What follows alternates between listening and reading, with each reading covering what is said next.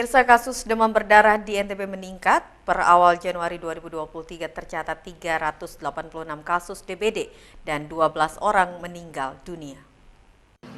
Kasus penyakit DBD di Kabupaten Kota se-NTB meningkat. Data Dinas Kesehatan NTB per Januari 2023 tercatat 386 kasus, 12 orang meninggal dunia dengan rincian 8 orang dari Kota Bima dan 4 orang dari Kabupaten Bima.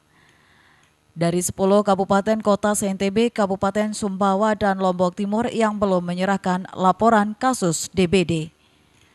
Kabupaten Bima dan Kota Bima menjadi atensi pemerintah Provinsi NTB karena kasus DBD-nya masih tinggi.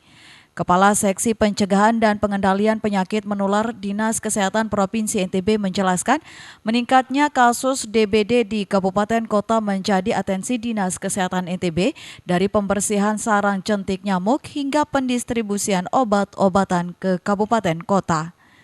Kalau di tahun ini saja 2023 itu kita sudah ada kasus 386 kasus. Di Januari ini belum selesai, dan itu saya ngomong terlapor ya, terlapor karena Lombok Timur dan Sumbawa belum ada laporan masuk, seperti itu ya. Dengan yang paling banyak memang itu Kabupaten Bima dan Kota Bima. Kabupaten Bima itu 75, Kota Bima 87. Kita bandingkan dengan Mataram yang terlapor sekarang 27 yang terlapor.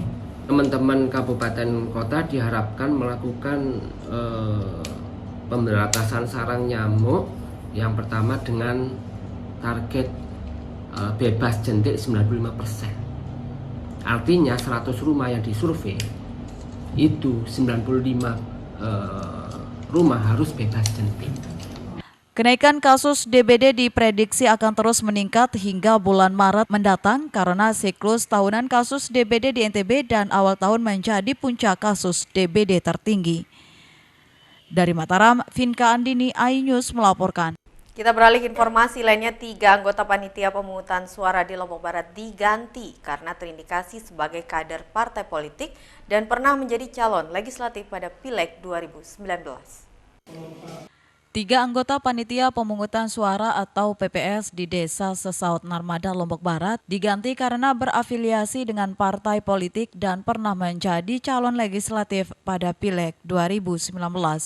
Sementara itu 2 anggota lainnya dari Lingsar dan Gerung mengundurkan diri karena urusan pekerjaan.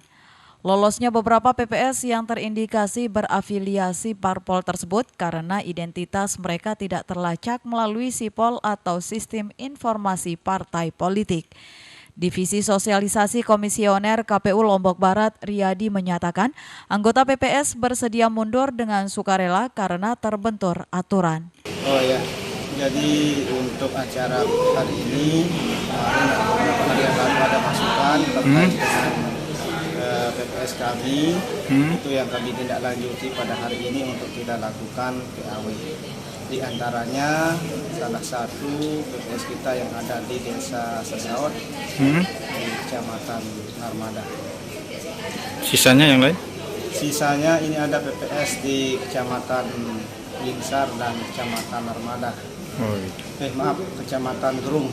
Itu yang memang ada dari PPS kita yang mengundurkan diri karena beberapa alasan, diantaranya alasan yang terikat dengan dinas administrasi tempat dia bekerja yang pertama, dan yang kedua itu memang ada PPS yang mengundurkan diri dikarenakan lebih memilih untuk melanjutkan studi S2 di luar daerah. KPU langsung mengganti ketiga PPS yang terindikasi cacat aturan tersebut.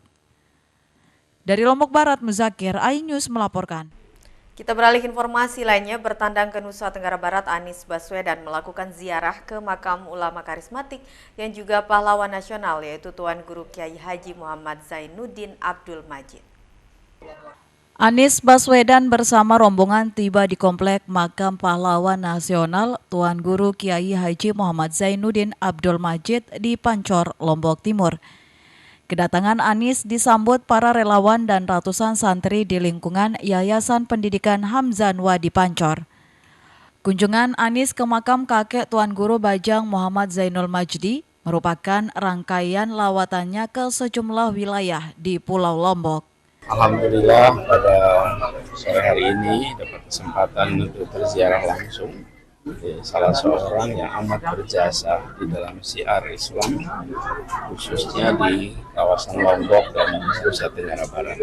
Jadi datang ke sini untuk mendoakan, untuk juga memberikan kepada kita semua pengingat bahwa semoga kita semua bisa memberikan manfaat sebagaimana Tuan Guru memberikan manfaat pada zamannya. Usai ziarah makam, Anies kemudian menyapa ribuan simpatisannya yang telah berkumpul di lapangan umum Gotong Royong, Masbage, Lombok Timur.